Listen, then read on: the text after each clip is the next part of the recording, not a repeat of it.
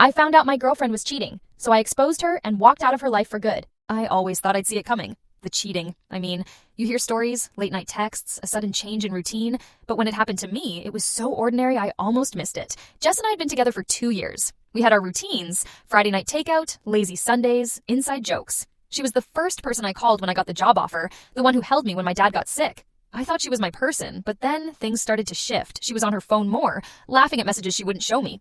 She started working late, coming home smelling like someone else's cologne. I told myself I was being paranoid, but the feeling wouldn't go away. One night, I decided to surprise her at her office. The receptionist looked confused. "She left an hour ago," she said she was meeting you for dinner. My stomach dropped. I called Jess, but she didn't answer. I drove home. Her car wasn't in the driveway. I waited, pacing the living room. She came home 2 hours later, hair messy, cheeks flushed. "Sorry, work ran late," she said, smiling like nothing was wrong. The next day, I checked her phone while she was in the shower. The passcode was still my birthday. The messages were all there. Texts to a guy named Mark, late night plans, and a photo I wish I could unsee. I felt sick. I wanted to scream, to confront her, to throw her stuff out the window. But I didn't. Not yet. Instead, I started planning. I spent the next week acting normal. I waited until she left for work, then packed up everything I owned that mattered. I called my friend Mike and asked if I could crash at his place. On Friday, I called Jess at work. "Let's do something special tonight," I said. "I'll cook." She sounded surprised. "That sounds perfect," she said. I made her favorite dinner, set the table with candles.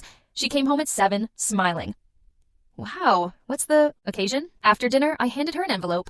Inside were printed messages. Her text to Mark, the photos, the late night plans. Her face went pale. "I know," I said quietly. "I've known for a while." She started to cry, reaching for my hand. "I'm so sorry. I pulled my hand away. Don't. I moved my stuff out today. The lease is in your name now."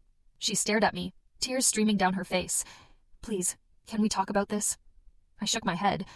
There's nothing left to say. I walked out, leaving her in the apartment we used to call home. I didn't look back. That night, I slept better than I had in months.